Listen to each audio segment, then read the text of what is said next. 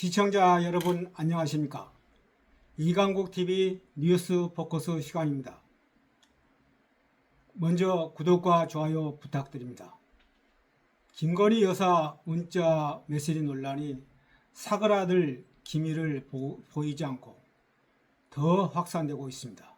그런데 친윤 세력들이 한동훈 당시 비대위원장의 책임론을 주장하고 있지만 이것은 역시요 궤변이라는 것을 조금만 생각하면 알 수가 있습니다. 2022년 9월 최재형 목사가 선친과의 인연을 앞세워 의도적으로 접근하여 김건희 여사에게 300만 원 호가의 디올백을 선물하였습니다. 최 목사는 자신의 손목시계에 장착된 동영상 카메라로 김건희 여사에게 선물을 제공한 장면을 찍었습니다. 이 선물은 유튜브 채널인 서울의 소리 이명수 기자가 준비한 것이고 이 영상은 지난해 11월 서울의 소리가 공개했습니다. 총선을 노린 음모국이란 평가가 나왔습니다. 민주당 등 야권이 김건희 여사 디올백 수수권을 강하게 제기하면서 전국 뜨거운 감자로 부상하였고 총선을 치러야 하는 국민의힘은 어떻게든 이 문제를 완전한 해결은 아니더라도 봉합하려고 했습니다. 그래서 한동훈 비대위원장은 대통령실에 국민 눈높이를 강조하며 사과를 요구했습니다. 이것을 협상에 대비해 본다면 윤석열 대통령을 수석대표로 하는 대통령실과 한동훈 비대위원장을 수석대표로 하는 국민의힘 양자 간 협상이라고 볼 수가 있습니다. 대통령실은 윤 대통령을 대신하여 비서실장이 교체 수석대표로 역할을 하였습니다. 김건희 여사는 협상이 개최되게 만든 객체이자 객체이지 협상대표가 아닙니다.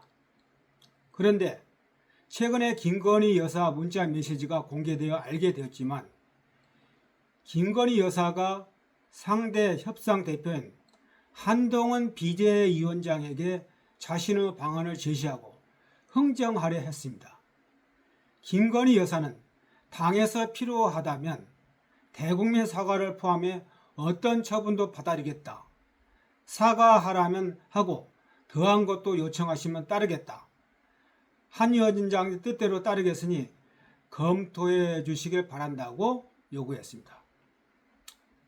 이 메시지를 받은 한동훈 비대위원장은 고민을 많이 했을 것입니다.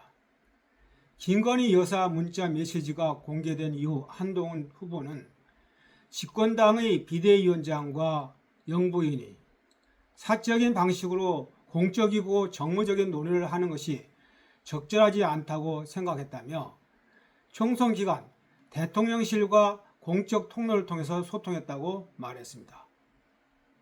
혹자는 어떻게 인간적인 정리상 영부인의 문자 메시지에 답신하지 않았느냐고 비난하고 있지만 당시 한동훈 비대위원장이 김건희 여사의 메시지에 답장을 안 한 것이 최선의 선택이었다고 생각됩니다. 그 이유를 세 가지로 나눠서 제가 설명을 해드리겠습니다. 첫째는 김건희 여사는 회담 대표가 아니기 때문에 한동훈 비대위원장이 김건희 여사의 제안에 대해 검토하고 답변을 하는 것은 부적절합니다. 김건희 여사가 제안한 내용이 윤 대통령을 비롯한 대통령실과 협의된 내용인지 알 수 없고 한 비대위원장이 검토하여 의견을 낸다고 해서 대통령실에서 수용할지 미지수였습니다. 만약 한 비대위원장이 의견을 내면 김건희 여사는 자신에게 유리하게 이것을 활용했을 개연성이 있고 그래서 일종의 함정일 가능성이 크다고 봅니다.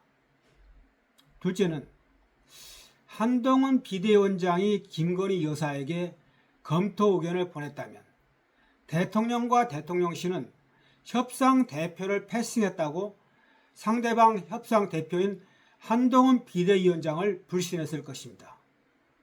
윤 대통령이 이관섭 비서실장을 보내 한동훈 비대위원장에게 사퇴를 요구함으로써 극도 불신을 표출했습니다. 그런데 최근 김건희 여사 문자 메시지 공개 이후 한동훈 비대위원장이 김건희 여사 문자 메시지에 답장을 안 했다고 하여 대통령이 화를 내고 그만두라고 하였다고 보도되고 있는데 이것은 정상적이지 않습니다. 윤 대통령이 협상 대표 몰래 상대방과 흥정하려고 한 김건희 여사를 나무래야 정상이지 협상 상대방인 한동훈 비대위원장이 몰래 흥정하려고 하는 김건희 여사 욕을 듣지 않았다고 불신한다는 것은 이해가 되지 않습니다. 오히려 윤 대통령으로서는 정말 사과하기 싫은데 김정일 비대위원의 말이 앙뚜아네트 언급을 계기로 한동훈 비대위원장에게 사퇴를 요구했다는 것이 맞는 해석일 것입니다. 국민의힘이라는 협상 대표단 입장에서는 김경률은 상대 대표단에게 구실을 주었기 때문에 엑스맨인 셈이죠. 셋째는 한동훈 비대위원장이 김건희 여사 문자 메시지에 답신을 보냈다면 그것이 외부에 알려질 가능성이 크고 그렇게 되면 야권의 공격을 받게 되고 국민들의 의구심을 크게 불러일으켰을 것입니다. 그렇지 않아도 한동훈 비대위원장은 그 전에 김건희 여사와 카톡을 주고받은 것으로 알려져 있는데 디올백 사건과 같은 민감 문제에 관해 카톡을 주고받는 것이 드러났다면 총선에 부정적 영향을 주었음은 물론 한동훈 비대위원장 정치 생명에 결정적인 타격을 주었을 것입니다. 김건희 여사 문자 메시지가 공개된 후에 야권은 한동훈 후보에 대해서는 거의 언급하지 않고 김건희 여사의 문제점만 지적하고 있습니다. 천하람 개혁신당 원내대표가 문자 논란에 대해 김건희 여사의 전당대회 개입이라고 규정했습니다. 민주당 박지원 의원은 영부인인 김건희 여사가 한동훈 국민의힘 대표에게 문자 메시지를 보낸 것 자체가 국정농단이라고 지적했습니다. 만일 한동훈 비대위원장이 답신한 문자 메시지가 있었다면 한동훈 후보는 야권의 파상 공격을 받고 있을 것입니다. 친윤 세력은 한동훈 후보가 익심했다고 비난하고 있습니다. 특히 원희룡 후보는 언론인 인터뷰에서 당시 영부인의 가방 사건은 국민들이 가장 궁금해하고 스트레스를 받던 우리에게 불리한 이슈였다며 그러면 이것을 풀기 위해 영부인이 사과가 아니라 그 이상의 것도 하겠다는 뜻을 본인이 직접 전달했는데 그걸 비대위원장이 묵살했다는 것은 도저히 있을 수 없는 일이라고 지적했습니다. 일부 극우 유튜버들은 한동훈 후보에 관해 온갖 잡설 내뱉으면서 심지어 한동훈 후보가 사과하고 사퇴해야 한다고 주장하고 있습니다.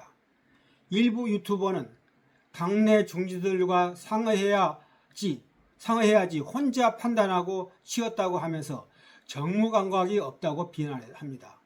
이것은 하나는 알고 둘은 모르는 우매한 생각이란 것이 위에서 설명한 내용을 잘 들었으면 바로 알 수가 있습니다. 김 여사가 사과하려고 했는데 한동훈 비대위원장이 받아주지 않아서 사과를 안 했다는 것은 정말 잘못된 프레임입니다. 최고 권력자인 대통령의 부인이 비상대책위원장 한동훈의 답장이 없어서 그가 수락하지 않아서 대국민 사과를 하지 못했다는 식의 문제제기는 설득력이 없습니다. 그러면 김건희 여사가 최재형 목사로부터 디올백을 받아도 되는지 물었을 경우 대답하지 않았다면 이것도 한동훈의 책임으로 되는 것인가요? 시청자 여러분 어떻게 생각하십니까? 이강국 TV 뉴스 포커스였습니다. 감사합니다.